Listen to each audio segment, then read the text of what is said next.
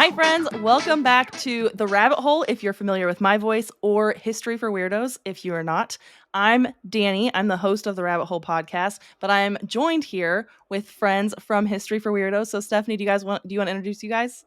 Yeah, hi Danny. Hi to the Rabbit Hole listeners. I'm Steph, and my husband Andrew and I are the co-hosts of History for Weirdos, where we talk about weird history. So perfect meeting of the minds here, where we go over some history today and some conspiracy. Yeah, Yeah, it's I gonna be a love really cool this. collab. Yeah. I'm so excited about this. It's gonna be so much fun. I know. This is also such a great episode for our to collab on because I mean the subject today, spoiler alert, is General Patton, and he was a very interesting person, and also on top of that, he was he raised some controversy, Oh Mm. to yeah. say the least. To say the least. I feel like I would not be here if he was like a normal guy. That's so true. That's the same for us. I mean, absolutely. The rabbit hole history for weirdos. I mean, this is a great crossover. I'm It again made super so much excited. sense. It made so much sense. Yeah, Yes. I know. And Okay. Andrew, you're going to start us off with the history, right? Yeah, I'm just gonna go into the history of Patton, and we'll take it from there, guys.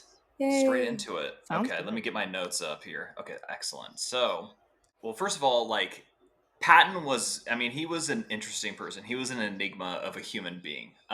He grew up in wealth, right? But at the same time, he also, kind of like the old saying goes, like as far back as he could remember, he always wanted to be a soldier, not necessarily a Mm. gangster. Oh, I see.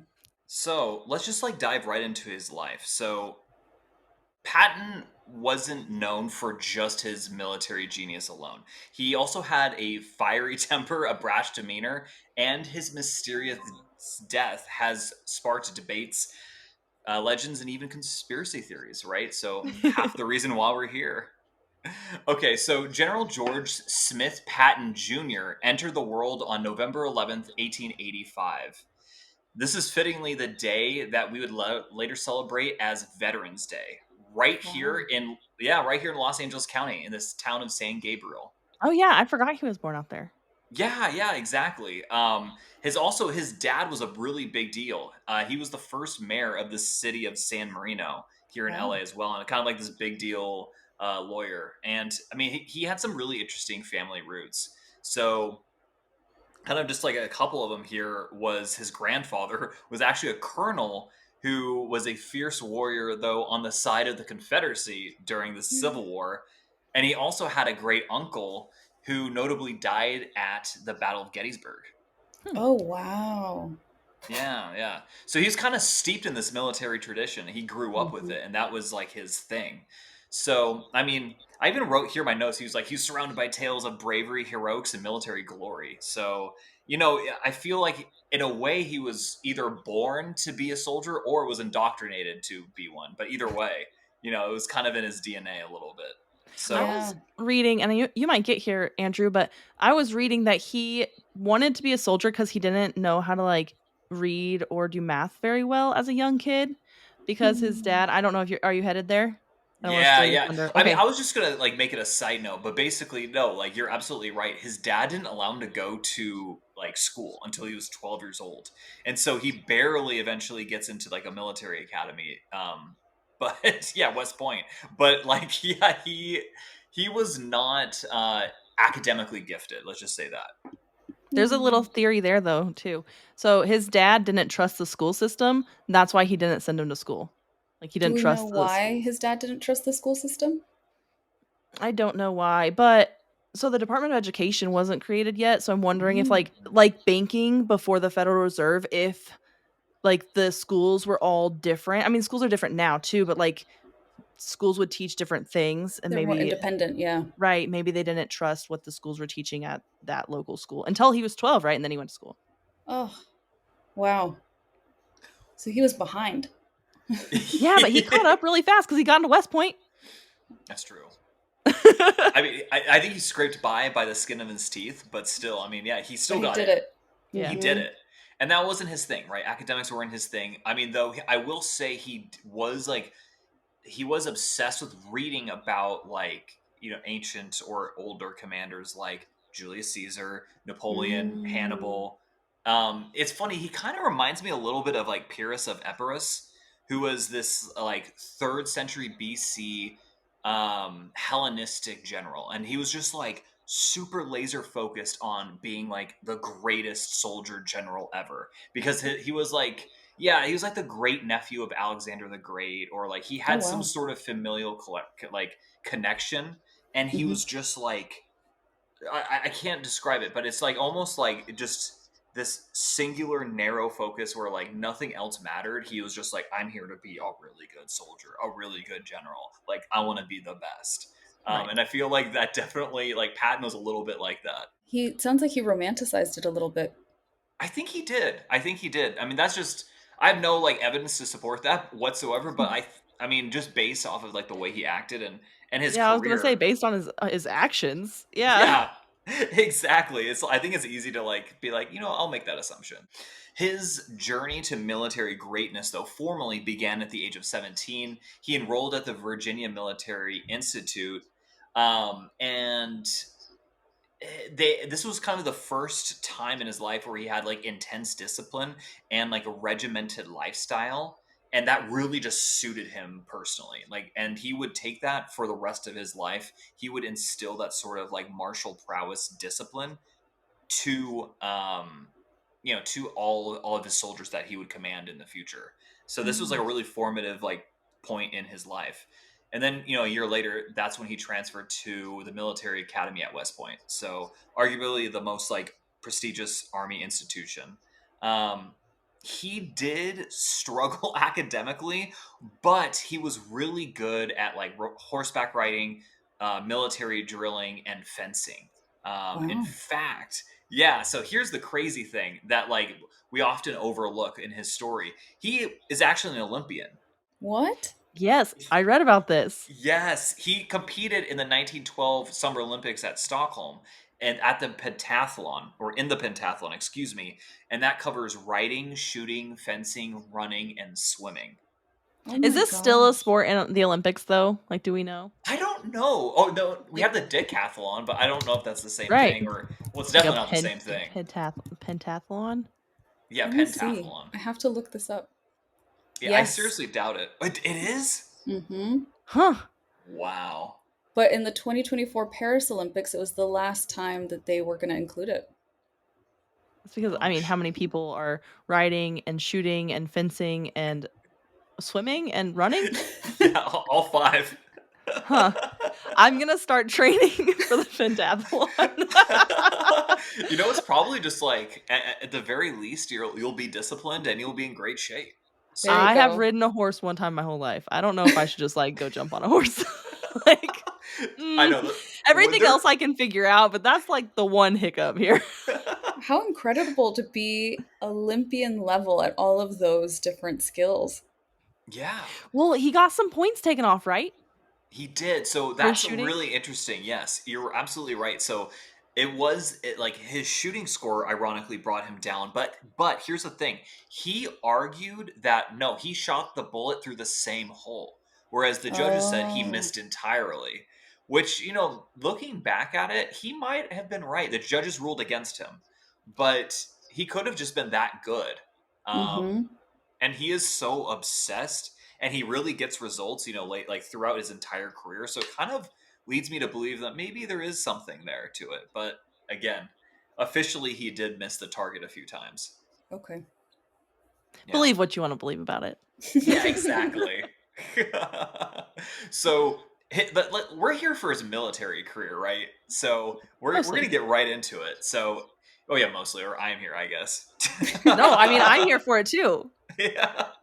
So Patton's military career, it really began a few years earlier from the Olympics, right after he graduated West Point in June of 1909. He was commissioned as a second lieutenant in the U.S. Army Cavalry. Initially, he served in the 15th Cavalry Regiment at Fort Sheridan, Illinois, and this is where he gained his early experience that he would pretty soon be putting into practical use. So let's talk about that practical use. 1916. World War I is going crazy in Europe, but we're Mm. not involved there yet. In fact, though, we're actually looking a little bit more domestically. Tensions were rising along the U.S. southern border with Mexico. This is because they were kind of engulfed in their, revolution slash civil war, Yeah. and there were certain factions that were a little bit hostile towards like border towns. One of them being the faction under Pancho Villa. He Mm. launched in 1916, in March 9th, 1916, excuse me, he conducted a border raid that, inflicted some pretty like serious damage for the town, not in the grand scheme of things, but for the town especially. And this kind of launched like I wouldn't say this was necessarily like a full-blown invasion, but like, Pancho Villa's attack, but it was more of like a border skirmish to like kind of gather supplies, resources, money, what have you. But the US government was not going to let this slide. So in response, President Woodrow Wilson dispatched US forces under General John J. Pershing to pursue Villa and stabilize the border, right? Patton quickly volunteered for service and Of course he what did. would become, yeah, I know, right? This would become known as the Mexican Punitive Expedition. So during this campaign on May 14th, 1916, Patton personally led an armed patrol against Julio Cardenas, and he was one of like Villa's top commanders. They clashed. It was brief but fierce, and Patton's men successfully killed Cardenas and two other revolutionaries. Um, this skirmish, although small, was Patton's first combat experience, and it gained him very early recognition as kind of like a rising star within the army. In fact, kind of fun fact about this, the expedition led by Patton was the first motorized action ever, like in the history of warfare, which is Wow. pretty What? interesting. Yeah, Yeah. this predates like tanks like being used. Like it's wild. That is a That's fun fact. crazy. Yeah, and in fact, like he saw the success of like fast moving motorized vehicles, and this would become kind of like his thing throughout the rest of his career. Um, Mm. yeah, but we'll get into that. Do you want to know a fun fact about Pancho Villa? Please. Yes. He was obsessed with strawberry milkshakes. That's what he would order after a battle. He would, instead of like getting drunk or getting some tequila, he would always ask for a strawberry milkshake. It was his drink. That is a fun fact. I would have never known that. That's so wild. But also, Yeah. like, doesn't it feel kind of weird? Like maybe he's drinking the blood of his enemies. Maybe it Oh was yeah. Like, symbolic. Yeah. it feels really kind of odd. Good for him, knowing what he wants, though. Yeah, and he wasn't teased about it because he was so fierce. People like didn't mess with him. That makes Right. sense. I wouldn't. I don't think I'd tease him. I think he just wanted a yummy drink at the end of the day, right? Yeah. Relax with a pina colada on the beach. Yeah, We're gonna go exactly. back to war tomorrow. It'll be fine. It's gonna be fine. Yeah, it's gonna be It's called fine. me It's gonna be a good time. time. Yeah, yeah. They definitely Me took me time. time back then. I know, that's too incredible. Okay, so back to our boy Patton here. He actually, the U.S. would enter World War One, obviously, in April of 1917.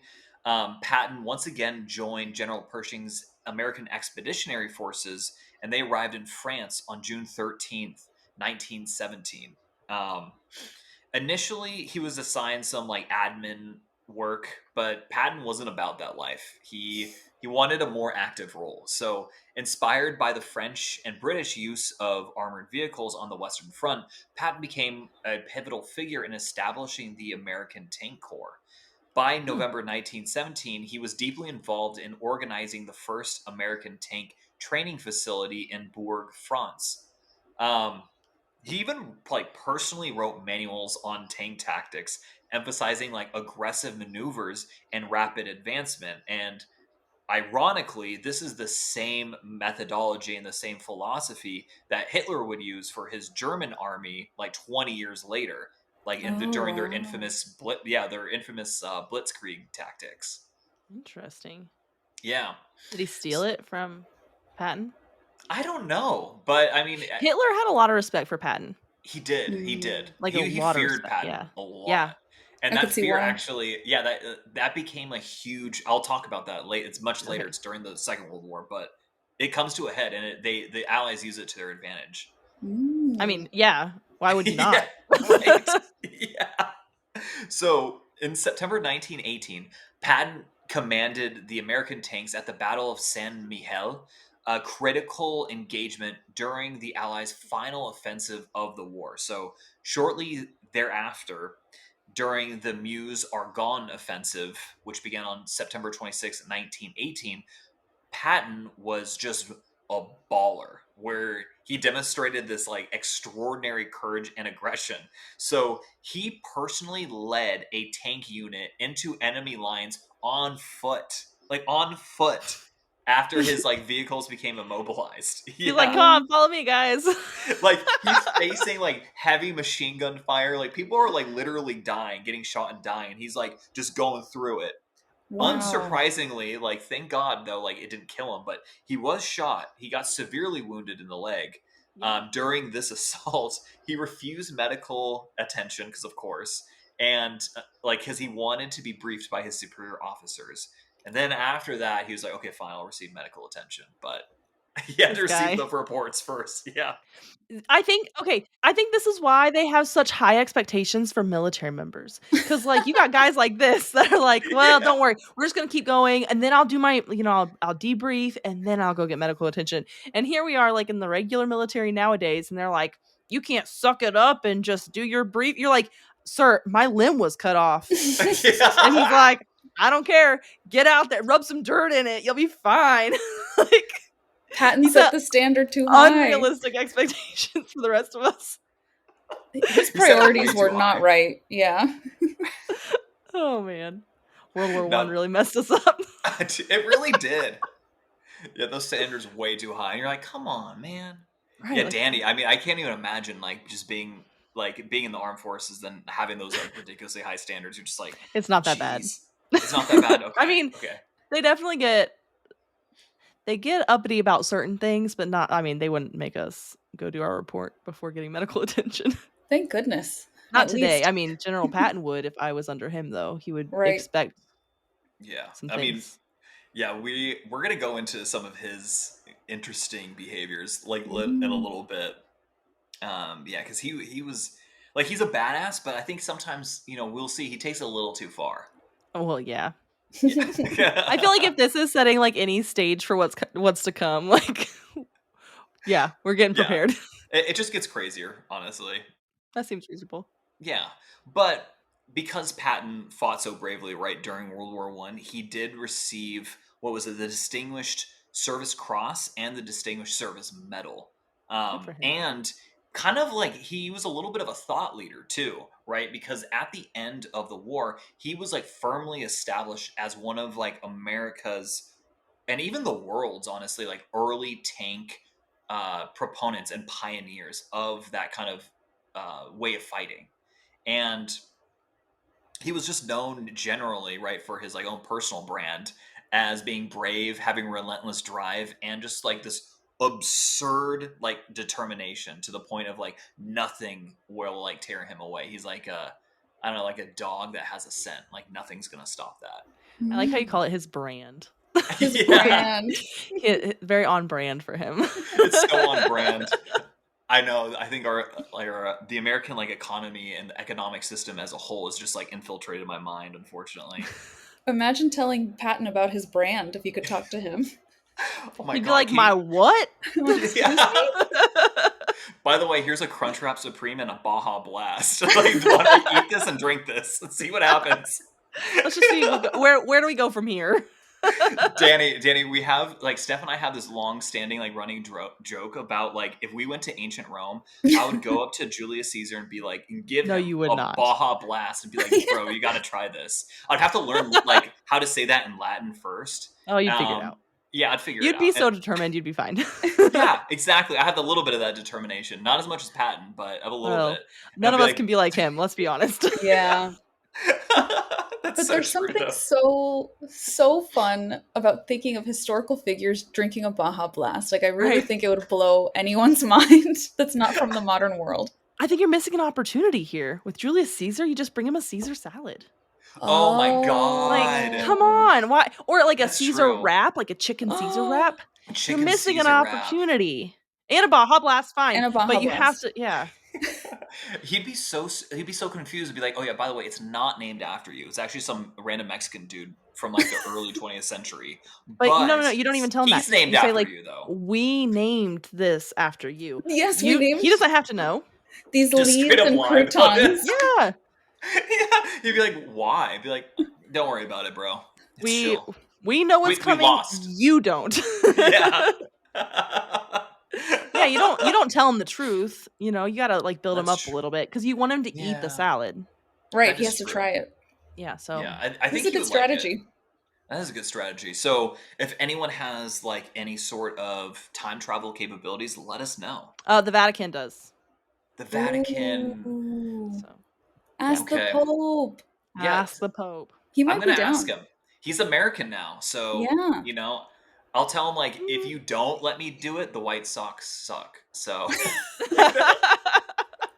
he's gonna have to do it. I mean, He's that's gonna have sound to. logic. If you Yeah, dare I think him, that's you reasonable. double dog dare him even. And he you might won't do show it. me your time machine. Yeah. That's incredible. Well, I forgot where I was. Oh, okay. Oh, Patton's brand. Yeah, Patton's brand. I know. No, dude, I love this. We do this all the time too. Yeah. Like Steph Got and I, off we topic. we like go down these crazy rabbit holes. My We're like, what is podcast going is just on? me by myself, so I don't get to joke around ever. I know. Oh. I just But like it's fun with the tell the rabbit story. holes. Rabbit holes Right. are for Oh, joking. I go down some crazy. I get wild over here.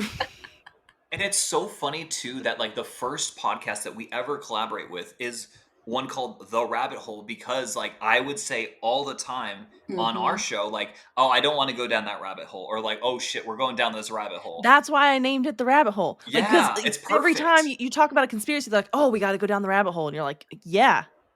I love Actually, it. it wasn't my idea. It wasn't? I had a co-host for a different podcast that I was a host on, Uh-huh. and I was telling her like, "Oh, I'm going to start a second podcast. It's going to be about conspiracy theories." I'm like, "There's so many rabbit holes about this and that," and I just like went on, and then she like stopped me in mid sentence. She's like, "Are you going to name it the rabbit hole?" And I was like, "I am now." Yeah. Of course. Yeah. I didn't have a name at the time, so it was a win-win.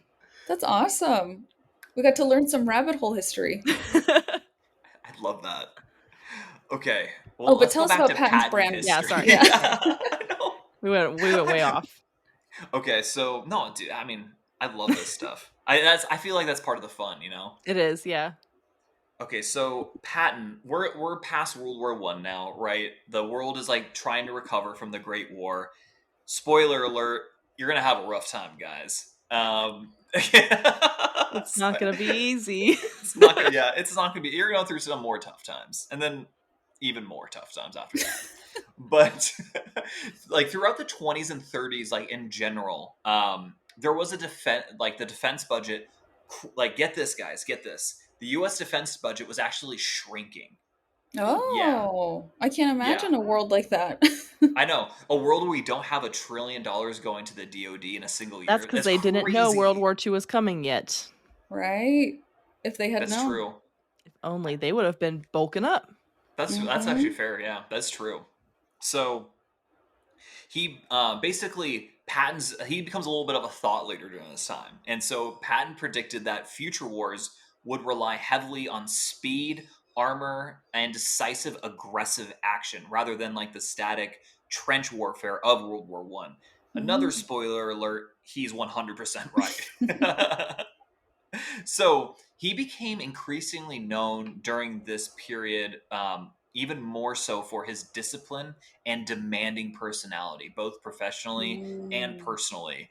It's funny because he gets married at some point, but like it's such a small part of his life, and even has a child. And he has children. Yeah. Yeah. Like, what are their names? I honestly like it was like he didn't really care. I shouldn't say that. Let me take a step back. He didn't care. But based off of his actions, he didn't care nearly as much as he did about like warfare. The Okay. only That was really his reason thing. I knew that he had a child is because at some point, one of the videos I watched said he went to go rescue his son-in-law who was a prisoner of war. I said, son-in-law, that means he has a daughter. Yeah, exactly. That Oh. was the only mention of children, and it was barely a mention of his children. It was his son-in-law who became a prisoner of war. So it was really about war and not about his children. Exactly. It's, I it's see. insane. Like, I It's had no always idea. about war. Yeah. Yeah, it's always about war. Yeah, I don't know He cares anything about about those his wife. pesky kids. Yeah. They're his So- side hustle. Yeah, his family's his side hustle. His wife's got that under lock. She's fine. Yeah. She'll figure it out. Oh my god. So like during this like interwar period, right? He's being known for being a disciplinarian. He's a little uptight, I will say. Badass, little uptight. Imagine that. I know, right? Who would have thought? He adopted like this kind of like persona of like he's always wearing highly polished boots. He has like very distinctive ivory handled pistols. He's just like packing while, you know, getting his groceries or whatnot. And his uniform's always like perfect. So like he is really about like, you know, his own personal brand, going back to that, is really about being like disciplined. That is his thing. And he kind of like it's ironic though, because this is just the duality of man, I suppose. He was not in control of his temper. He had a temper. Interesting. Yes. You think that he would have figured that out with all of his discipline? Right, Yeah. exactly. I think it's a different mindset though. Like it's a different part of your brain, I guess. Well, Steph, you would know. It's such an Yeah. obvious like weak spot to have if you can't control your emotions, if you can't control your temper, and it seems like he liked control. Yeah. Yeah, Interesting. exactly. I wonder how clean his house had to be. Oh my gosh. You He know, probably like I bet he bounced like a came home and was quarter. like, yeah. Yeah, like do the quarter bounce on the bed. I bet you could do that. I was such a shitbag in the Navy. If this guy was my general, he would have been like, get out of my Navy. I mean, he was obviously Army. I get that. But like, He would have been come like, over to the Navy yeah. to be like, you get out. get out. You're done. You're out of done. here. Get out of here. We don't want you anymore. Yeah. I mean, that's also not surprising at all because he had a very contentious relationship with politicians and with like military leadership. But that's because he wasn't playing that bureaucratic bullshit game that everybody has to play all the time. He was like, not having it. No. Eisenhower, like, if you think of, like, he was, like, very measured, like, strategic, tactical. Not that Patton wasn't, but Patton was just, like, not measured at all. Like, fuck you. I'm doing this, like, my way because I know it's right. Because I'm so just, like, laser focused. Almost like I sense some sort of neurodivergence in Patton. In that, like, he just gets laser fucking focused on something. There was no like, neurodivergence back then. That's true. Yeah, it didn't exist. It magically became. It's actually, did not exist then. It's modern. But in today's day and age, he'd have neurodivergence. Oh my god, imagine explaining neurodivergence to, like, Julius Caesar.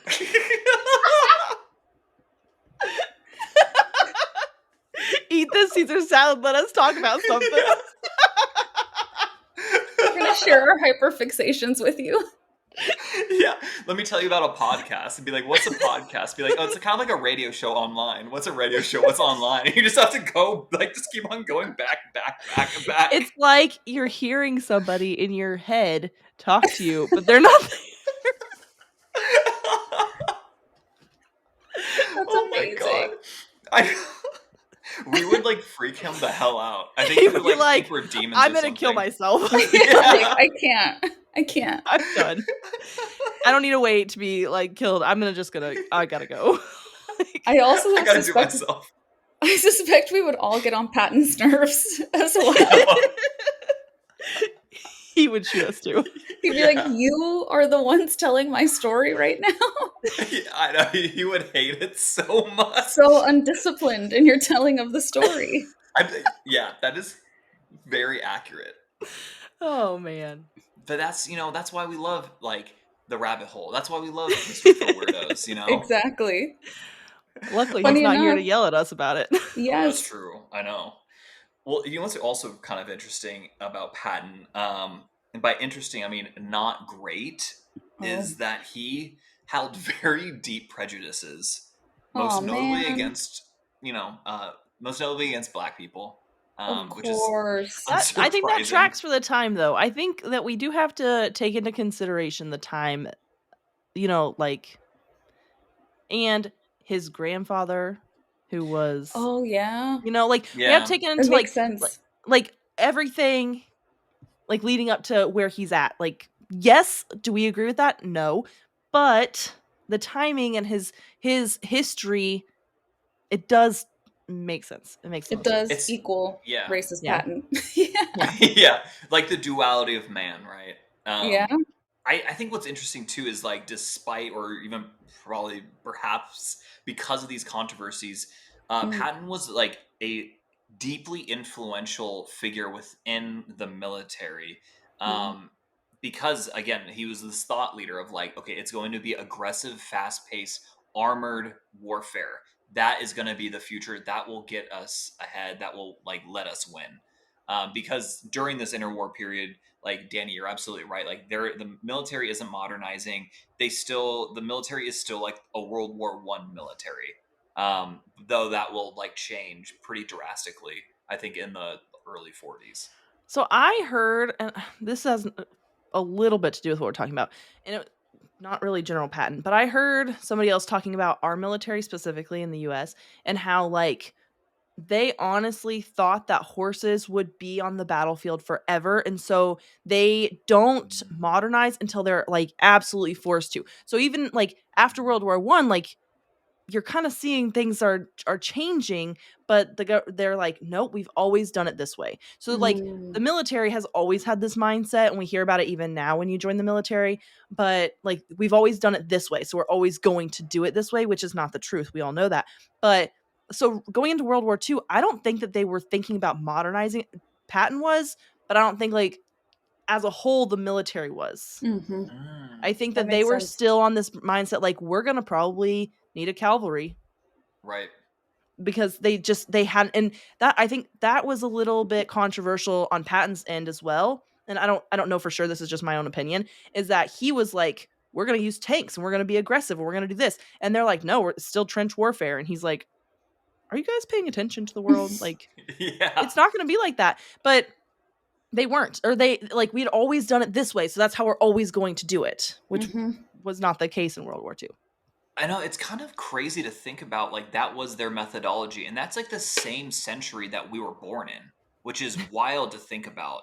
Um I mean obviously we're born at the end of the century, but at the same time, like in what would be, I guess, not Patton's lifetime, but like people like, of that era, like in their lifetime, they would see the US military going from like, oh, like constantly behind like that to sort of like what Eisenhower would coin in the 50s, like the military industrial complex, like Hmm. coming and almost like having, like, we're almost having like a problem on the opposite end of the spectrum where like weapons are so advanced and so capable, like you almost need to manufacture wars so that like corporations can sell more to the government, make more money, and you have this I kind of don't think weird I would fully insidious agree with that. relationship. You don't?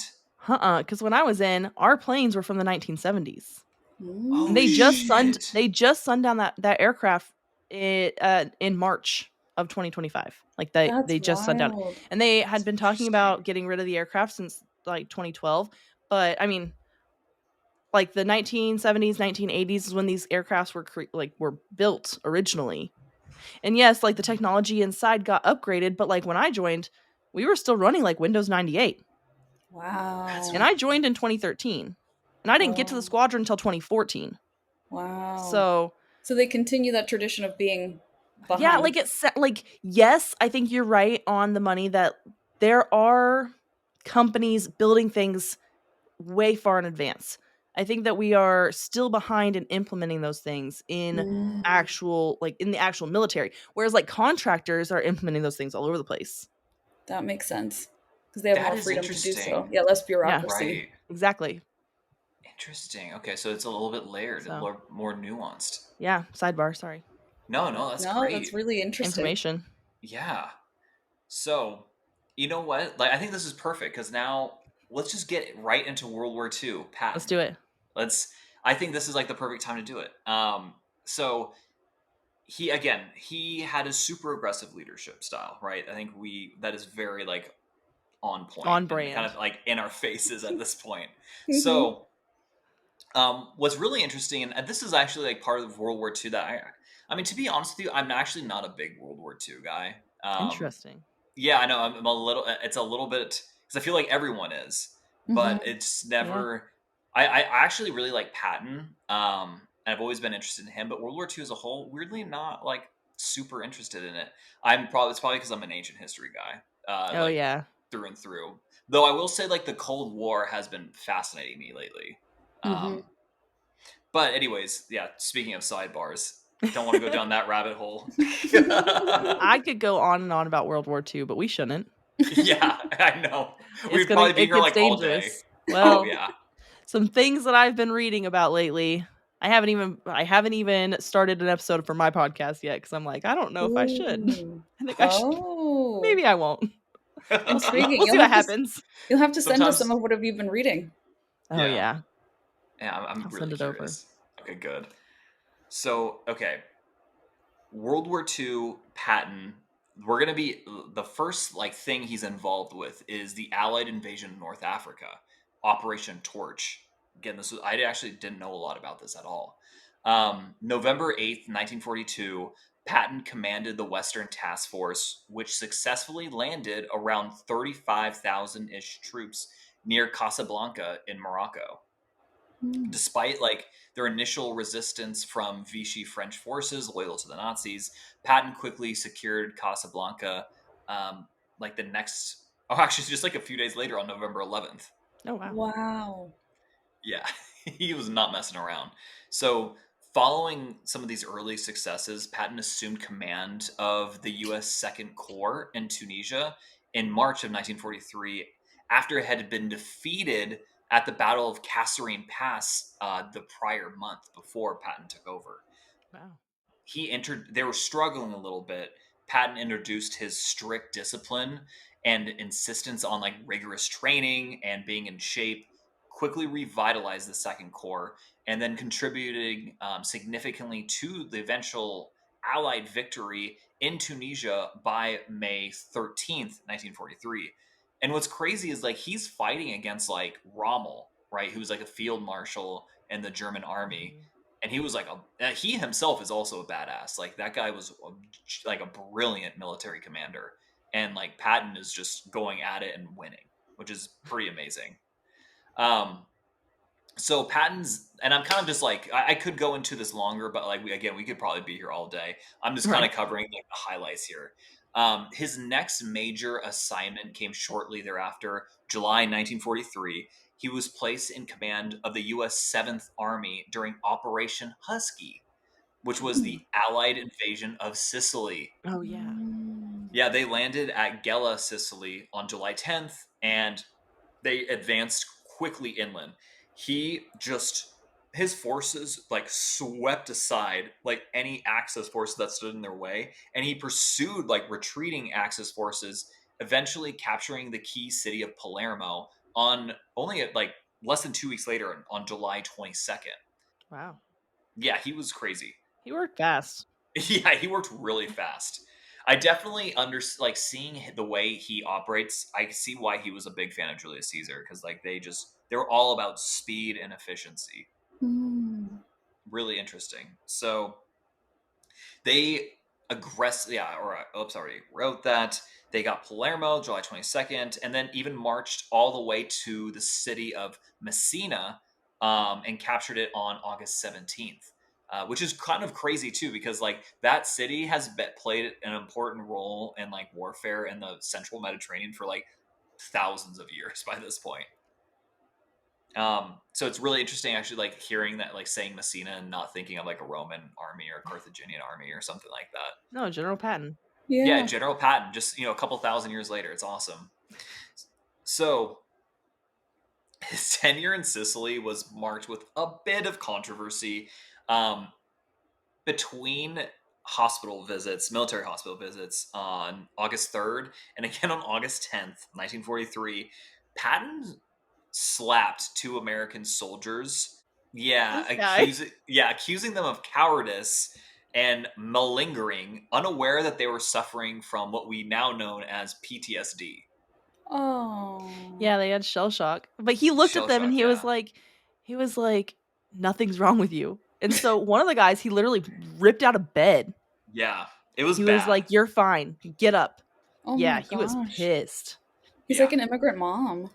Like, what mental health? You're fine. What is mental health? You Yeah. don't need that. Get up. You don't need that. Just slap them around and they're better. Right. Yeah. So Oh.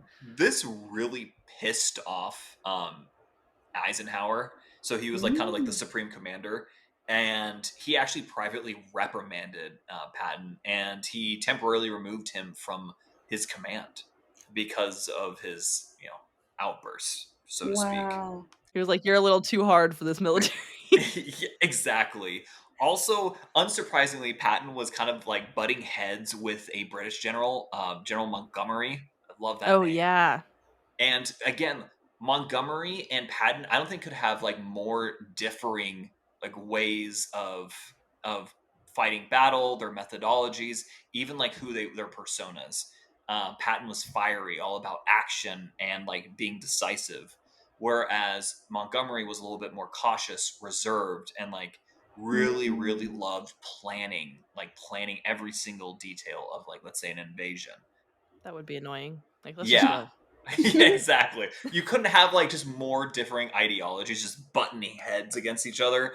And so I think that also probably played a little bit in Eisenhower, because Eisenhower's more on Montgomery's like wavelength. They Right. Mhm. saw more eye to eye. So that was also probably another reason where it's like, okay, Patton, you're kind of annoying Montgomery. He's taking over command. And he's gonna Wow. he's going to lead the invasion of mainland Italy from Sicily. So That must have been really hard for Patton. yeah. And what's even harder, and this is kind of like where the Germans knew he was a badass, and they knew that like he was arguably their most like not most important general, but maybe their most valuable general. Just Mm. in his like strategic thinking and like the way he commanded troops alone. So he would play a vital role in Operation Fortitude, which was one of the most elaborate deceptions probably in the history of warfare. So, beginning in early 1944, Patton was placed in charge of a completely fictitious First United States Army group located in southeast England, opposite of the French city of Calais, right? Like pretty much like the shortest distance between England and France. Mhm. Okay. The goal of this entire thing was literally just to draw the attention of the Germans. He's not really in charge of any troops there, but they made sure the Germans knew he was there, right? Because Mm. in the Germans' mind, they're like, literally, there's no fucking way, excuse my French, but there's no way whatsoever that they're gonna sideline their most valuable general. Like that just Right. would. Mm. There's no way they're gonna do that. That's insane. So they thought there's an entire like giant contingent like of an army basically that's going to be straight land at Calais from southeastern England. That's actually a smart move. Yeah, it was, and it worked because a lot of like German troops were pulled in that direction, and it helped the battle or D-Day, the battle. Yeah, Oh, I mean yeah. I guess it was a battle, but that's part of the reason I think why D-Day was successful was because like Wow. They were so worried about Patton. exactly. I mean, because Yeah. to him like he's like this crazy son of a bitch, I mean, he is. Look what he's Yeah, doing. This Yeah. guy's yeah. I mean, wild.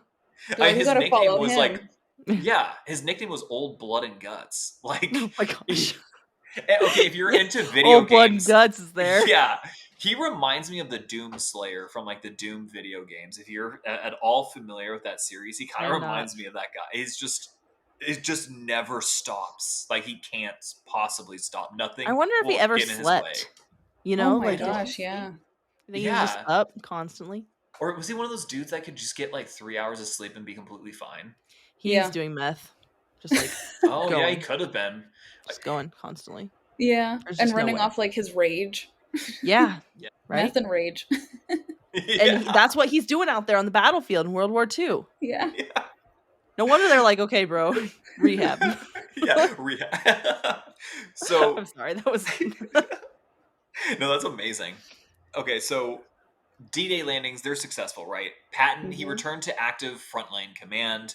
On August 1st, 1944, he was appointed the commander of the U.S. Third Army, and he just set a pace of rapidly advancing throughout northern France. The Third Army became legendary for its swift, aggressive tactics. Very much so, kind of like the German Blitzkrieg, right? Covering immense distances in really short amount of time. Notably, Patton's forces famously relieved the besieged 101st Airborne Division at Bastogne during the critical Battle of the Bulge in late December 1944, and that was just like this crazy pivotal moment. I haven't seen the series in probably over a decade now, but I'm sure in Band of Brothers there is like a scene with like Patton kind of coming to the rescue of the 101st Airborne. Oh, I'm sure. Yeah, I'm sure. I haven't seen it in a long, but like they'd be remiss if they missed that opportunity because it is. Right. It's like straight out of a movie. Mm-hmm. He was just so badass, for lack of a better term. So he led his forces like right after this point, kind of like the end of December of 1944, beginning of January 1945.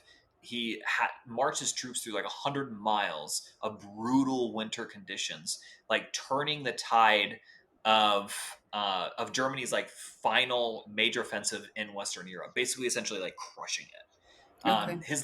His leadership and aggressive strategy enabled the Third Army to cross the Rhine River into like the heart of Germany on March 22nd, 1945, and he just swiftly just kept on going, like nothing was getting in his way. He was going straight into like Berlin or the heartland of Germany. Yeah, and so He was by going to the single-handedly bring down the German army. He was like, "We're done. he Not really today. could have, I think. We're done." Yeah, there's nothing was going to stop him. Like Yeah. there's just nothing. The Third Army ended up capturing, or I should say, by like the end of the war, May 1945, Third Army captured over 80,000 square miles of territory. Oh, Yeah, and they wow. inflicted insane losses on German forces. Again, and this was probably the point where I think, he is. I mean, I guess this is the end of his career technically, but unbeknownst to him at the time. But he solidifies himself as probably one of the greatest, if not like a top three, like best American general of all time, just because of Wow. Oh his yeah. like he Oh just yeah. didn't lose. This guy didn't lose, and he just kept on going. Nothing It's was such gonna a stop huge him. victory here. Yeah. Yeah. So we're finally at the end of World War II. May 1945. General Patton, he wanted to be actually transitioned to the war in the Pacific immediately. Like he didn't even He's like, want "I'm not to. done. Let's go." Yeah, he's like, the war's not done. I need to like be transferred. And they're like, no, chill out. Why don't you just enjoy this nice like military governorship of Bavaria? Like Mm. that's a great position. You can really drive change, which is true. He really could They have. sidelined him hard. They did it. They're gonna Yeah. sideline him harder even in a second. Yeah. They're like, "No, you stay here. Yeah, like You're if done." he was more political, he could have maneuvered this in a better way, but he was a military man at the end of the day. Like he was Yeah. not set for politics. Mm. Kind of respect it a little bit. Me too. But his duties involved like kind of like overseeing reconstruction efforts, maintaining public order, so like policing, facilitate, and also like probably most importantly, like facilitating, God, excuse me, the process of denazification. So, or like the removal Wow. of Nazi influences from general German society, right? So you got to make that divorce. Mm-hmm. And Patton's administration, however, quickly attracted controversy. Again, are we Mm. even remotely unsurprised by this point? No. No. Yeah, he hated the Soviet Union. First of all, like he was like, quote, I don't know what the direct quote is, but he says something along the lines of like, we should just invade these bastards right here right now. Like he Oh was my down with gosh. continuing the war to fight the Soviets because he hated them. He was like, fuck these guys. It's like, these are the worst. Yeah. He also vocally criticized Allied denazification policies. And Oh. even argued that like some former Nazis should be allowed to retain admin roles to like maintain efficient governance. Because his argument was like there's no one else to do it. Like there's only Right. these people. Mm-hmm. That obviously was deeply unpopular. I think for obvious reasons. Yeah. So, but he saw kind of like I guess the next stage, the next evolution of conflict for the United States being that like the Soviet Union was kind of like yeah they were our allies by necessity, but they're not Mm-hmm. our allies in general. Right. Yeah. And so he was kind of driven by that. Uh, so in September 1945, this kind of comes to a head where he compared the Nazis to the Republicans and Democrats in the United States, implying that the Nazi Party was merely just another political party. Well, so then he gets sidelined again, I imagine, after that. Yeah, Republican, allied. Democrat, Nazi, whatever. It's the Yeah, same it's like it's the thing. same shit. Yeah, yeah. Needless to say, Allied leadership was not super stoked on him. So and Eisenhower, like he drew harsh criticism from political figures and the Mm. American public alike. Patton was, unsurprisingly relieved of his post as the military governor in October of 1945, and he was transferred to command the 15th Army, which was basically a ceremonial role tasked with documenting the Mm. war's history in Europe. And this was, even amongst everyone, right, this was pretty much viewed as a demotion at the time, because he was sidelined from any sort of post-war governance whatsoever. Yeah, and Dani, this is, I think, what you were referencing. Like, this is a Yeah. big time sidelining. There's no way to look at it in any other like context. Well, Oh. I like when I was reading it, like the first sideline was being the military governor. They were like, "Let's chill this guy out because he's wild." And then they were Yeah, like, "You're still just causing so much drama, like so much. yeah, Like let's go a little bit further." So they like double sidelined him. They're like, yeah. "Get off the field." You know what's crazy too? I'm kind of drawing in. We had a guest on our show by the name of Norman Older, and he's this brilliant author, and he wrote a book on LSD and the Oh, intersection of like LSD, the Nazi Party, the CIA. It was oh yeah, MK fascinating. Ultra. MK Ultra. Mm-hmm. Oh yeah, he goes into that. It's a fascinating read, and I'm literally blanking on. Oh, it's called Tripped. That's right. Tripped. Mm-hmm. And we had him on the podcast, and it was really interesting because we talked about how the U.S. policy in Berlin immediately after the war was to let Nazis stay in power if they were effective. So Mm-hmm. if what's his face? If Patton, I just told the whole What's his story on him. name? What's Yeah, that what's his guy? Who's name? this guy? Yeah, if Patton had just kind of Old kept blood his and mouth guts. shut, yeah. If he was just a little bit more strategic about this, he probably could have gotten away with it because, like, the U.S. government clearly didn't care about having Nazis still in power. They were But allowing it to happen in Berlin. it's the But fact that if he he was saying it. exactly, and that he opened Mm-hmm. his mouth, I don't think the government would have even That's given a what shit. always kills you. You always Yeah. get killed if you open your mouth. Yeah, Yeah. I know it's Oh, hard for us yappers. We have we have podcasts. we I can just want to talk about empathize. everything. I just always Yeah. tell my listeners I'm not suicidal, so if I'm dead, well, we all know what happened. Oh my Yeah. god. I know, especially in your line of work. I feel it. Oh my Yeah. goodness. So what So happens to Patton after he's basically like relegated to historian, which we so would think is he cool, but for him, not I so know. cool. So this is sadly where we come to kind of the close of his life. He died abruptly. He was in a car accident on December 9th, 1945, a severe one near Mannheim, Germany.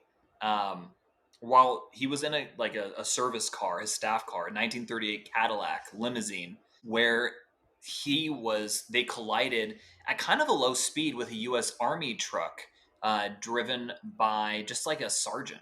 No one in particular like that was like super important or wasn't a like a Soviet spy that we know of. Hmm.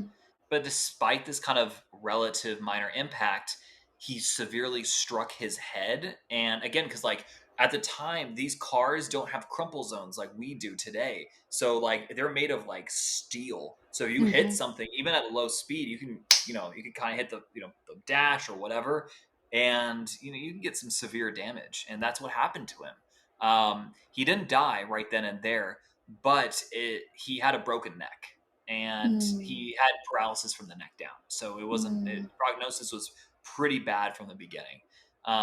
He went to the hospital, but his condition worsened, and he died.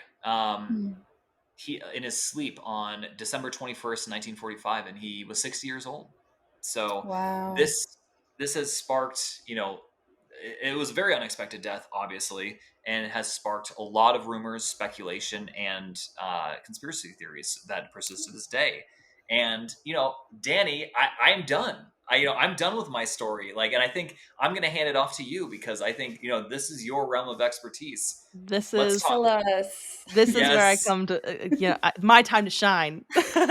Yes, we get to hear the conspiracy theories. This is always like the end of a podcast, especially. It's like usually like my favorite, because we get to talk about, okay, what do we think really happened? What's really going on here? He was killed by the government. Yeah. So which government? Which government? Okay, so when we decided to do General Patton, in my head, and I want to share this first before I get into like what I actually have written down.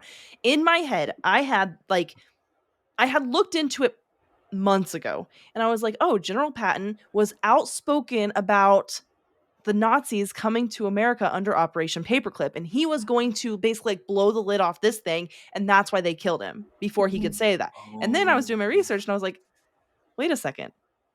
He's like, that's not mentioned anywhere. So either that was completely scrubbed from the internet, or I'm confusing a couple different stories in my brain.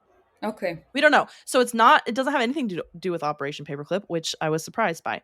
But so he was so outspoken about the Soviets, and he was adamantly anti-Russian, right? Like he spoke about communism being a problem in like the new post-war world, and said that we had been fighting the wrong enemy the whole time. So he kind of like got this soft spot for the Germans, because he liked the way that they operated, because they're very meticulous, very structured. Yes. Very on brand for Patton. It's his brand.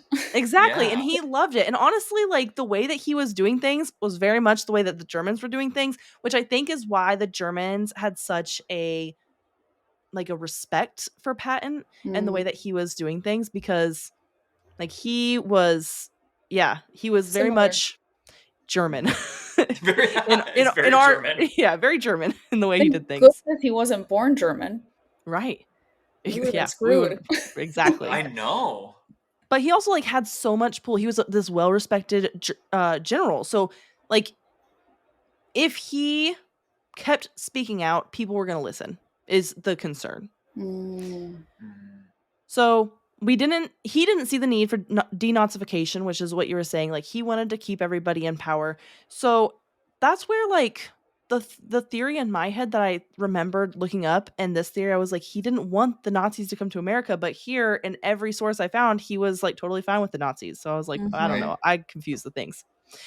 So when he was military governor, you kind of explained all this already, that he kept all the Nazi party members in place just to keep doing their jobs. He didn't have anybody else to do it. And actually, I wanted to kind of go back, because I heard this quote and then I couldn't re-find it, so I'm just going to kind of paraphrase the quote. During the war, one of the members of the Nazi party said something along the lines of, if there were more Pattons, we would have already lost the war. If there were more Montgomerys, we could take a vacation. Oh my God. So like something along those lines. And they said something about like there was a third general they also mentioned, but I was like, that's hilarious. Oh my God. They were like, yeah, we're not really worried about Montgomery. We'll be fine. But Patton, like that guy, he's crazy. Yeah. But insane. Either way, his death was super suspicious. So he was in a car accident where he was the only one hurt, which I think is what first sparks the like thought. You're like, wait a second. There was 2 other people in this car, and there was a guy in the truck, and nobody else is hurt. And it was a slow car crash. It wasn't like a high speed crash. It was very slow. But he hit his head on like the glass partition because it was a limousine, right? So there's a glass partition. That's where he hit his head, and then he was paralyzed from the neck down. But it makes you wonder, because he was with Major General Hobart Gay. It makes you wonder if Hobart Gay knew the truck was going to collide with the limo and then shoved Patton forward in an attempt to kill him. Mm-hmm. Because, it'd be a good right, opportunity, yeah. Yeah. exactly. You know this is going to happen. And for a long time, like, and actually, I'm going to wait to get there because I want to make sure I follow my notes. Otherwise, I get lost. No, that's fine. Yeah. So, okay, either way, he was staying in the hospital where he wasn't allowed any visitors. Not like one source I found said that Beatrice got to come and see him. His wife got to come and see him, but that was the only person. But every other source said he got no visitors at all. And also, like, how would she get there? It's not like planes were just like gonna take you to Europe from the US. But all the nurses and doctors were required to sign non-disclosure agreements. So they never talked about what Patton said while he was in the hospital. Never. And then he died in his sleep with fluid in his lungs, which, okay, I could understand that, but congestive heart failure, which kind of makes you think, like, did they give him something to stop his heart? Right. Because, like, he was the only one injured. Now he's paralyzed, so they have to do something. Like, they got to finish this guy off. Right. Then his heart just randomly stops in the middle of the night. Just maybe they killed him. So they didn't do any investigation into the car accident, into his death, nothing. The truck that collided with his limo wasn't even supposed to be on the road that day. There were no orders to move the trucks during that time. At first, like, they didn't even release the name of the truck driver because they were like, well, we're not going to tell you. And the accident happened in this very isolated area where, like, there wouldn't be that many witnesses. So it makes you wonder, like, why was that truck on the road that day? I mean, now we know the name of the driver because it doesn't matter anymore. And they say that he wasn't Soviet, that he was just an army general, but he was a nobody, right? But of course, you're going to use a nobody. You're going to use just like a army soldier to drive an army truck because that's what makes the most sense. And we can play that off pretty easily. But without an investigation, they couldn't determine if foul play was involved at all. Like, was it the Russians? What, like, had he been speaking out? You know, like, I mean, he obviously had. Was it the military? Was it just some German civilian that jumped in an army truck? Like, it could have been a number of different people, but they did no investigation. They're like, oh, just an accident. And you'd think with such a prestigious person dying that they would at least investigate. Well, in the minute he died, they're like, accident. They wrote it off. That was his cause of death. Wow. Yeah. They were like, okay, something smells off here. Like, there's too many things. There's too many things that are like lining up. Yeah. It doesn't make not like any one sense. Or two. It's a lot. It smells. The fact that, like, and Steph, you nailed it on the head. Like, the fact that he didn't have any sort of investigation onto this incredible, like, military, like, figure who is beloved despite his, like, craziness with the American people. That's suspicious, man. That is suspicious. When in the hospital, he said, he was quoted saying, like, this is a hell of a way to die because he always wanted to die on a battlefield. And he, being 60, he was like, I don't care. I'm going to the next war because that's how he was going to die. Right. Yeah. But they took this guy out. Wow. Man, like, you're telling me you get shrapnel in World War I, you do all kinds of weird, crazy things in World War II, and you die because of a car accident? A slow speed car accident at that. A slow speed one. Like, I know. You're right. It is also weird that, like, how come no one else got injured? It's only him, and he gets, like, a shattered spine? Yeah. You know. It's wild. It's just really weird. Like, each one of these things alone isn't like, I'm just like, okay, yeah, that could happen. But all of them, like, lining up together, that's what's really weird. But he knew it was coming. What makes you say that? Yeah. So he was telling people that were close to him that, like, on the days leading up to the accident, and that he was concerned about his safety and that powerful people were conspiring against him. He was unusually anxious, which, like, you're talking about General Patton. This guy's not anxious about anything ever. And now all of a sudden he's anxious. And he even joked that someone was planning to take him out. So from the get-go, his friends, his family, nobody believed his death. Everyone was like, something's suspicious. Suspicious here. And so they begged and begged the US government to do something, like look into his death, like investigate it, do something about his death, and they're like, it was an accident. Right. Oh my Yeah, god. just Mm. like that, he was gone. And they say it's because he was speaking out about Russia and that the Russian, like the tensions were really high and that he was going to like mess with the frail relationship that the US and Russia had, but that doesn't make any sense to me. That's why like the Operation Paperclip theory always made sense to me because I was like, nobody knew that the US was bringing over Nazis at that time. Nobody knew that. But Right. this whole like Soviet thing, that it just doesn't add up to me because it's like one general who we already know is like a wild card. He's going to speak out about communism and how that's not like great for our country and that's our next enemy, and that's going to crumple this whole like relationship. It doesn't Yeah. seem very like threatening to the US government at all what he was saying. Right. That's a weird Th- reason to take him out. they were worried, and all the evidence or on all the sources, it said that they were worried about him rupturing their fragile relationship. But that doesn't make any sense. Yeah. The relationship is fragile. It will rupture. And it ruptured anyway. Like it was Yeah. already rupturing. It was already there. Yeah. So like what's one general speaking out saying that, like speaking his opinion, Yeah. Versus unless they were worried about him like gathering troops and like going off to Russia because he's in Germany, he's not that far. That's true. Like that's the only thing that I can think of that really caused this to be like a threat. Right. But they could have just relieved him of command like Eisenhower did before, like when he actually was Yeah. in command of troops and he They stepped could have sent down. him Like, home. yeah, like Yeah. it. At any point they could have sent him home. But he had already ruffled so many feathers in Washington, and if they sent him home, then they couldn't kill him as easily. Mm-hmm. You Do know, you because like now he's on American soil. do you think it was the U.S. government and not the Soviet government? Yeah, 100%. Because Yeah. otherwise, the US government, if they thought it was the Soviets, they would investigate. Yes, maybe. Maybe. Or so I then think why if do you they think? I think that even if it was the Soviets, like even if they thought it was the Soviets, they'd be like, well, whatever. We don't have to deal with this guy anymore. He's kind of a wild card anyway. We don't know where he's going to go. He's ruffled so many of our feathers. They kind of did us a favor. But Mm-hmm. I think it was the US government. I think that he was outspoken. He had such a almost like a following, I would say, of people that would listen to him and take him seriously because he doesn't just say things, right? Like Mm-hmm. things he says mean something. So whatever he was going to say, whatever he was, because he had recently, right before his car accident, he had met with like political and military leaders in like our government, and they had some discussion. We don't know who it was or what they talked about, but we know that they talked. And not long after that, that's when they killed him, like a couple days. And that How was did he in those couple days, disagree? that's when he was anxious. That's when he was like, they're going to kill me. Because something that he was going to say about the government, something about what we knew about World War II was going to get out.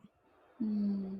I don't know if it had to do with like the OSS. I don't know. I don't think Operation Paperclip, maybe.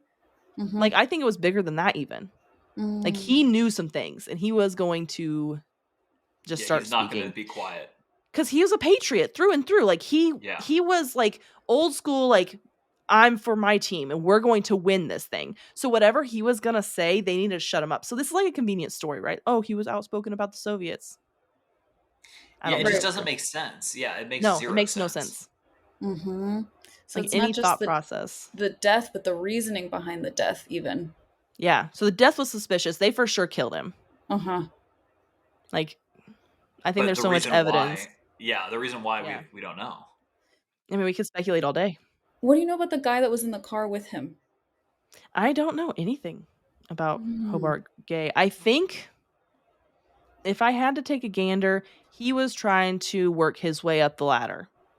Mm. So, and he's playing for like this political game, right? And we Yeah. see it even like we see it now everywhere, but back then we didn't see it as much, which is why it like pissed General Patton off so much, is because he's like, I don't want to play this political game. Now that's the game everybody's playing. Any Right. officer I've met in the military, they won't tell like the skipper if they're gonna get out or if they're gonna stay in, because if they say, "Oh, I'm thinking about getting out," even if they haven't made their decision, now they're gonna be sent to like a really crappy duty Right. station, or they're not going to be on deployment, or they're not going to get what they need because, well, you're getting out anyway. Why would we put resources into you? It's Like, like this that even political in game corporate starts, America. Yeah. right, it starts so even low, like at the lowest levels of the ladder. Yeah. So he wasn't playing any of those games, which honestly I have mad respect for, but I think Hobart Gay was. Okay. And he's Who's- like, okay, this guy's got to go. Yeah. Do you think he had like any connections to the OSS, or I don't know? I don't something know. other? I don't know if we'll be able to find that. I would say probably yes. I think that the OSS was involved in his death. Okay. I mean, that's so unsurprising. Talk about being on brand. Right, exactly. Yes. I think if anybody's going to kill their own general, it's going to be the OSS. Yeah, and just which turned into the FYI CIA. Yeah, I was just about to say. Yeah. They're like the Office of Strategic Services, something like yeah. that. Yeah. Mm. I know originally it was supposed to be like a what was it? Truman wanted it to be like a newspaper, basically like a reporting agency. Like he wanted them to go out and like get information and like funnel it back to him. But it's like intelligence, just an intelligence agency. Literally just an intelligence agency, but it's become obviously far, far bigger than that. Well, we can go on and on about Alan Dulles. Oh my God. We did an entire episode on the 1954 Guatemalan, war, I guess, for lack of a better term, where we propped up I forgot his name, but we propped up like the guy who ended up being a dictator and like throwing the entire country into decades of civil war. Just because like of a corporation that ended up like not even really needing the land that they were fighting for in the beginning. Oh man, it was so stupid. It just pisses me off so much. I'm like, wow, like that. I mean, like if like even forgetting the humanity, which is hard to do for a second, you're like, that's our tax dollars also at work. Just like, like literally like subjugating people. Yeah, it's insane. We could go on about the CIA. Like I have. Oh, I'm sure. Yeah, you have episodes. I have so much. Episodes. I don't because I don't know how to put it together yet. And also, okay, I have a lot of requests. So then I like try to tackle the requests because that's what people are sending to me. And I'm like, okay, well, I need to do the requests, but what about this thing over here? Like General Patton has not been requested, but we need to talk about the fact that they faked his death because he was going to say something and it wasn't anything to do with the Soviet Union. Come on. Are you kidding me? I know. Now that's such now a cover I'm so curious. Story. What do you think it was? I think that there was a lot of shady things happening during World War II. And this is why I don't understand how you are not obsessed with World War II. I want to know, and this is going to make me sound like a crazy person. No, I know this. I love it. But I want to know Germany's perspective because we've only ever learned America's perspective. We've only ever learned from this side, this propaganda. I want to know their propaganda. I want to know their side. Like if I could get like a textbook, like a German textbook that told me everything that the Germans are talking about that war. Like I would love that because there's so much that we don't know that he was going to be a whistleblower. He was going to tell us. Like whatever that was. Yeah. I also think that German people do tend to be more transparent, or like their education seems to be more transparent at least. I'm sure there's things that they're not sharing as well, but that's a really good point. I think that we get one side and it's very much propaganda. And it's very much like we are the good guys. Like we went in and we saved all the Jews and everybody's free. We like the Germans, they're so bad. They're killing all these people. You're like, yes, absolutely. Nobody agrees with that. I'm not trying to like make anything okay about that. But what else? What else was happening? Right. Like, yes, we focus. Right. We hyper focus on like the Holocaust aspect, but there's so much more about it that we don't know and they've hidden away. They're like, focus here. Don't look over here. This is. Yeah. You know what's funny, Andrew? Before we hopped on, I was getting like my lemonade, and he's like, "How are you?" He's like, "How are you feeling about the episode?" I was like, "I have a strong feeling that it's gonna wrap up with we were the bad guys all along." I think that we were involved. I think that the U.S. was involved somehow, but it got out of control. I think we were involved from I don't know how, and I don't know all the inner workings yet. And that's kind of, I think, maybe why I haven't done World War II yet. It's because there's so many unknowns in my brain that I haven't figured out. And so I'm like, I know for sure we were funding it. Both sides, not just our side. We were funding both sides. I'm not surprised. Yeah. It sounds like us. I don't know exactly how else we were involved in it. That can't be it. You know what I'm Right, saying?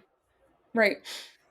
You're Like, right that it has to be, the stakes have to be that high of like ruining the US's savior sort of persona yeah, to sacrifice someone like Patton. exactly.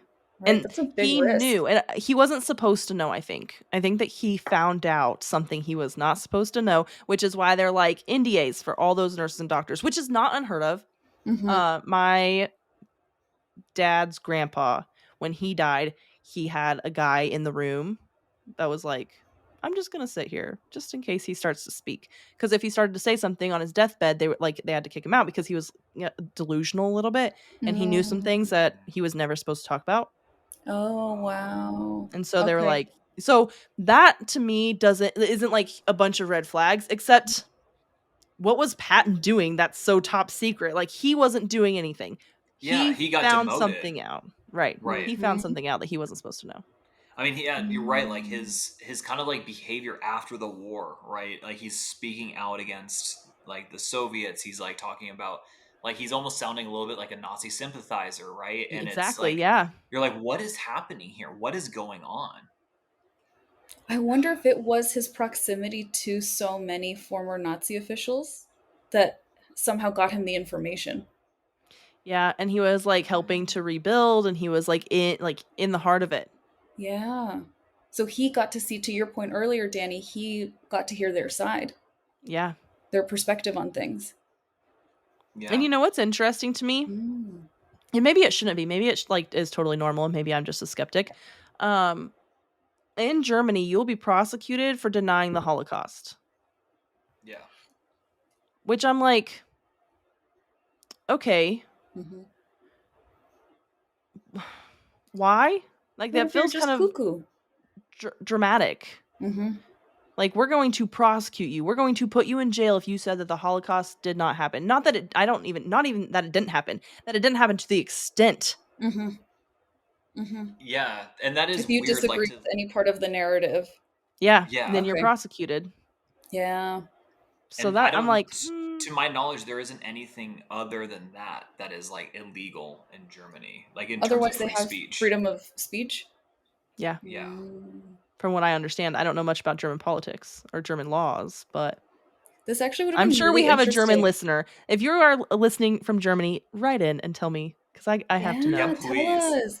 I I was going to have say to this know. would have been so interesting for that author that Andrew mentioned, Norman Ohler, Yeah. to be here because I know. he's also a little older than us, so I think he'd have a very interesting German perspective on this.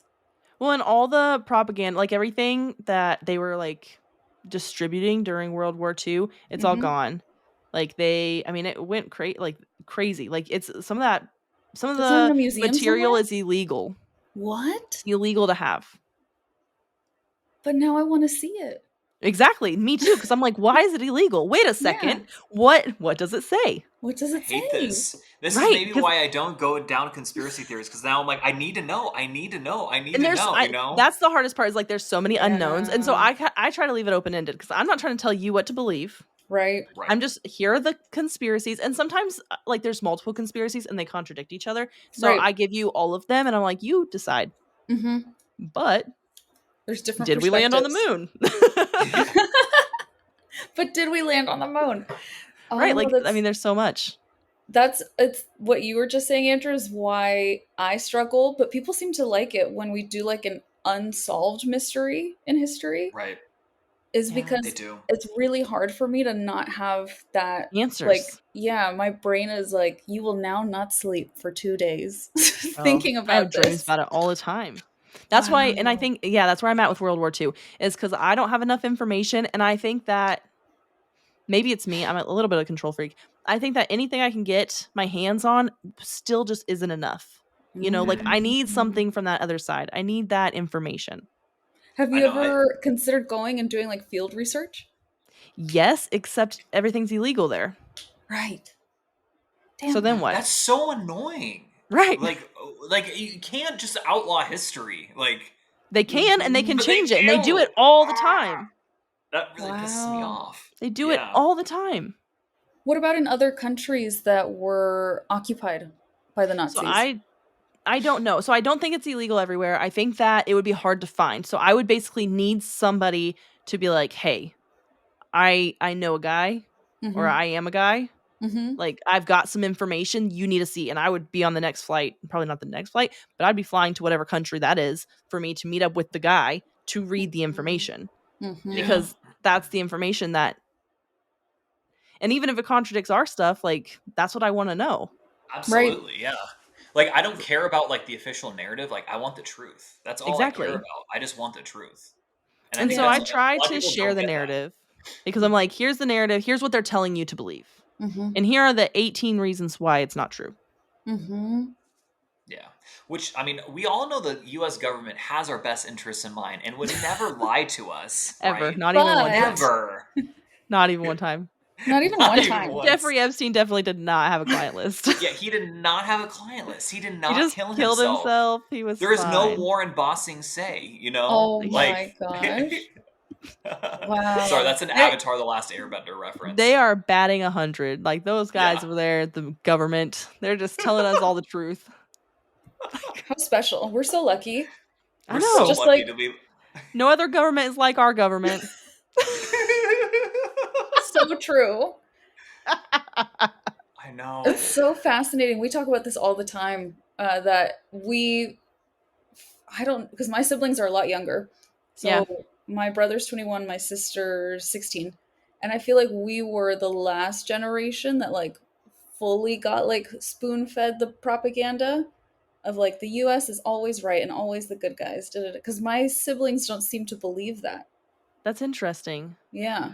Because Yeah, I we feel were like taught that they're big time. piling it on harder. And the reason I say that is because of the college aspect.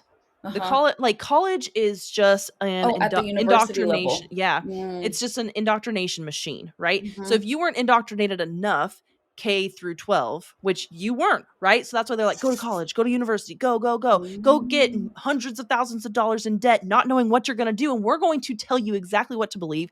And we're going to tell you exactly where to protest and what to protest about and why you should be this like warrior for whatever cause, right? And you're like, wait a second.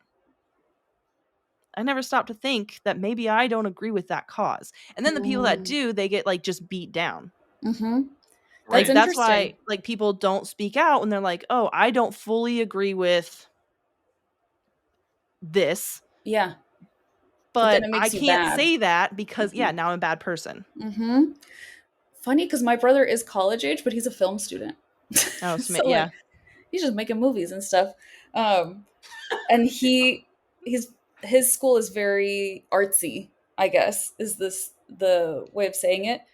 And so I don't know if he's getting as much then as others would, because I don't know. he's very prone to conspiracy theories. Okay. I was going to say, would you consider it a liberal school? I think so. But that's the problem right there. And it's not that it's liberal, because it could be a conservative school. The fact that you consider it one or the other is the problem. I think so, but to be honest, yeah, I don't know enough. Right. Like any university, right? You're like, oh, this university is like very conservative. You're like, okay, well, they're feeding you that propaganda. Yeah. This university is super, super liberal. You're like, okay, well, that's the propaganda they're feeding you. So go protest about whatever. Like, not that it's always about a protest, right? That's just been on my brain lately. But it doesn't matter, like, left or right. They're dividing you. Mm-hmm. Yeah. You're absolutely right. It's like a division tactic, right? It's easier for like, people to fight each other instead of realize, oh, actually, it's the people at the top. Like, they're actually. Well, and that's why Trump. Everything. That's why they let Trump win. Yeah. You either love him or you hate him. Right. And there's not a lot of in between. Mm-hmm. And it works. You are so divided. And you bring it up, now everyone's fighting. Mm-hmm. It's so interesting. I had never, now I'm thinking of universities under that lens and like thinking of people that I know that went to different types of schools and like what they believe now as 30-year-old adults. And it does ring true. And I'm not trying to I don't think everybody's like this. I think that people can think for themselves. But I think that the schools do a really good job of teaching you exactly how to think, which is why the Department of Education is so dangerous. This is not General Patton. Oh, yeah, I forgot. I'm sorry. We place, that's right. Oh, that's right. we place so much trust in higher education. Mm-hmm. Yeah. So much. It's seen as like you are the authority because you're a university, so you know all the things. And I'm coming here because I need to learn all the things you know. And you can't get a good paying job unless you go to university. Yeah. You can't really be a successful quote unquote person if you Mm-hmm. don't go. Mm-hmm. I know. It's actually crazy. I mean, the world we live in now with like AI, it's like and that's the thing, like we don't all I know for certain is that things will be vastly different like 5 years from now. Like Yeah. even like Mm-hmm. the top AI experts in the entire world, they have wildly different interpretation of what's going to happen. Yeah. And it's all across the spectrum. I mean, like literally, Mm-hmm. these are all people who are at the top of their field. They have wildly different expectations of how this like the world will look in 5 years, let alone like 10 years. So Yeah. I find it's really interesting because like we're talking about Patton, we're talking about World War II and like the Mm-hmm. educational system, and I think it's part of all this like post-war paradigm that is kind of crumbling right Mm-hmm. before our eyes, and we're entering like kind of a new era. What that new era is, what the values are going to be, like what it's going to look like, I think is unknown. I don't think any single person knows unless they're a time traveler. Unless they've gone and Well, seen Julius Caesar and given him that Baja Blast, you know? did you ask the Vatican Did you to ask the use their time Vatican? machine? Have I asked the Vatican yet? I mean, maybe Who I did. knows? We don't know Maybe yet. I'm the time traveler. Maybe it's you. Did he Yeah. like the Baja Blast? He I bet loved it would it. blow his He mind. was like, Dude, "What he'd be like, is this thing?" wow! The amount of sugar that he would, Right? because I'd give him a large. I'd give him like an extra large. You know he's not drinking that whole thing. He'd take 2 No, sips he'd and be like, "I die. can't function Yeah, he'd anymore." be like running He'd around the forum. explode. Like, no. Yeah, he'd be like, holy shit, this is amazing. I'm gonna give it to all my troops. They're gonna be like just like it's like when the Nazis gave the Wehrmacht like meth, you know, opium Oh Yeah. bad, but yeah. like sugar to like But ancient sugar. peoples. They'd be like refined Yeah. sugar. They'd be like, oh my They're like, "What god. is this?" And the coloring in the The Baja Blast? colors, Oh. The yeah. coloring, They're yes. like, "Wait a second. Where'd you get this water?" Don't worry, I got it in the mountains of Baja. The Baja Mountains, they exploded. It was a Yeah. volcano, really. It Yeah, was a don't worry big about it. blast, really, if you think about it. Oh my god. Danny, how do you do your episodes and then disconnect from them? Because it Oh just god, that's a gets, great question. That's a yeah. really good question, actually. So I just did a lot of like back-to-back satanic stuff, and I didn't mean for it to go that way, but that's just how everything's been going lately. Mm-hmm. And so I had to do a Bigfoot episode to like chill me Cleanse Oh your out. good. palate. Well, Yeah. I've been having pretty bad nightmares lately, Yeah. like waking up, like crying, like night sweats, like the whole nine. And so I'm like, okay, I need to chill out. So actually, in that episode, I was like, guys, isn't even going to be that good of a Bigfoot episode. You know, I'm just going to get it out there because you guys want the content, and I am losing my brain a little bit. So actually, Yeah. General Patton was a nice palate cleanser because you're like, yeah, he knew something. What it Yeah, is, we don't yeah. know, and that's kind of Right. nice. I'm kind of like, okay, whew, at least it didn't get weird. I It's, love how I mean, it this is your palate cleanser, and for me, I'm like, wait yeah. a second, wait a second. Well, but I live in this crazy world with crazy like we could talk, we should get a drink and talk all night long. Like we could literally be Oh Yeah. up yeah. all night just talking about something like wild things that I have covered in my brain. Like not in my brain, but like on my podcast. Oh yeah. Mm. So I don't know. And I get that question a lot actually. They're like, how do you stop? How do you turn it off? And I have had to retrain my algorithm on Instagram. So I have like Okay. my podcast Instagram and then my personal Instagram. So podcast, it's full of conspiracies. I'm scrolling. I'm like, oh my gosh. Like Yeah. that makes sense. That makes sense. That makes sense, right? All the conspiracies. My personal Instagram, I'm like, oh look, a cute fluffy cloud. Like it seems silly, but I'm like, I need to chill out. Or I It's go how you inside and I watch. compartmentalize. Yeah, and I listen Mhm. to like podcasts that don't have anything to do with conspiracies, and I think a lot of people firstly, there are not a lot of female conspiracy theorists in this world of Yeah. podcasting.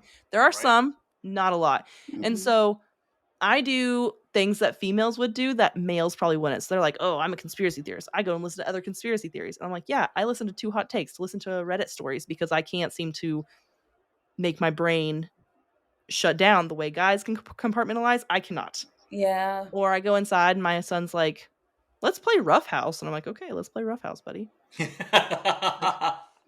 Oh, the kids must be so grounding.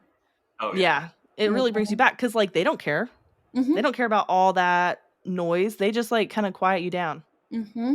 And they're like, Like, how do I do this? How do I ride a bike? right, How do I let's have write a my snack. name?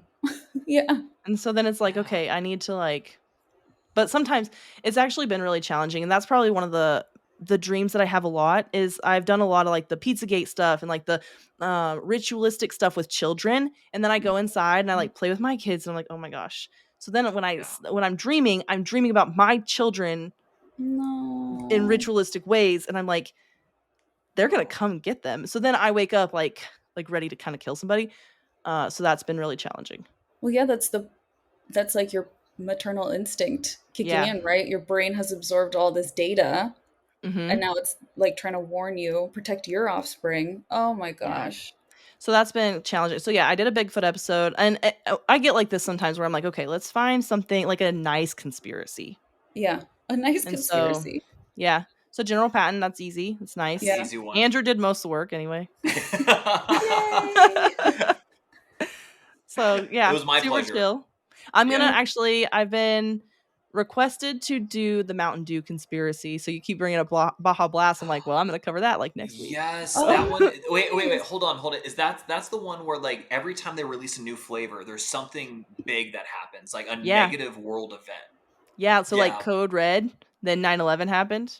Yes. Yeah. What? I've Crazy. never Yeah, I heard of this one before. Yeah, I'll this send is it a to you. wild one. Yeah. Yeah, it's fun. Please But it's send like it. it's like kind of silly, right? Because is Mountain Dew predicting major catastrophes, Or or are are they the causing catastrophes right? Like are Causing they them. doing catastrophes because they're like, oh, Mountain Dew's coming out with a new flavor, we Yeah, better do gotta something memorialize wild. this. Yeah. Like let's take advantage of this. Like like it's kind of fun to It's more think absurd. about something silly, which it's definitely a coincidence. And I say on my podcast all the time, like I don't believe in coincidences. But I don't know. I haven't done all the research, so I'll let you know what I think at the end. We're excited to I hear love that it. one. So I know. it's always Thank you so fun. much for doing this with us. Thanks for this was awesome. You asked for promo swap and I was like, I could do you one better. Yeah. I know. Yeah, this is Let's do a definitely collab. better. This is way I better. love it. And I I hope know. everyone enjoyed hearing. So where can they find you? What is the name of your Yeah. podcast again? Where can they find you? Do it. We Okay, are so you go, Steph. sure. You talked a lot. That's why I was trying to give you a break. We are at History for Weirdos on everything. Primarily, you can find us on Instagram at History for Weirdos. And we do have videos of all of our episodes up on YouTube as well. If you have like questions or requests, you can email us at historyforweirdos@gmail.com. Did I leave anything out, Andrew? Oh, yeah, we're just like on Spotify and Apple Podcasts and wherever you listen to or watch Wherever podcasts. you listen. Yeah. Yeah. And how about I you, mean- Dani? Where can folks find you? On social media, I'm at rabbit.hole podcast. Except I have an X now, so that's at Stay Skeptical 1 because Okay. rabbit.hole podcast was taken. What? I know. I was like, that's my thing. And then I am on YouTube and Rumble because you never know when YouTube's gonna just take that down. So you can also like if you search at rabbit.hole podcast there, you can find my videos or wherever you get a podcast, the Rabbit Hole Conspiracy Theories. Awesome. Nice. Awesome. Do you guys have a sign off that you normally do? We usually do until next time, weirdos. Yeah, and then, And then Andrew adios. says adios. How about you? Yeah. I normally just tell everyone to stay skeptical. Oh, I love it. Yeah, you just never know what's out there. You gotta stay on your game. Yes. I love that. And it's so true too. It is. Stay So- skeptical then. Weirdos, stay skeptical. I love it. Weirdos, stay skeptical. Well, until next time, right? Yes, Yeah, until next time. I'm sure we'll time. do this again for sure. Yeah. Definitely. Thank All right, you. we'll see you Thank you, guys later. everyone. Bye, guys. Hey friends, The Rabbit Hole is an independent podcast with everything you hear done by me, Dani Mercy. I appreciate all of your support. Please rate and review wherever you're listening. If you want to follow us on Instagram, it's at rabbit.holepodcast. And thank you, Zakar Balaha, for our awesome intro.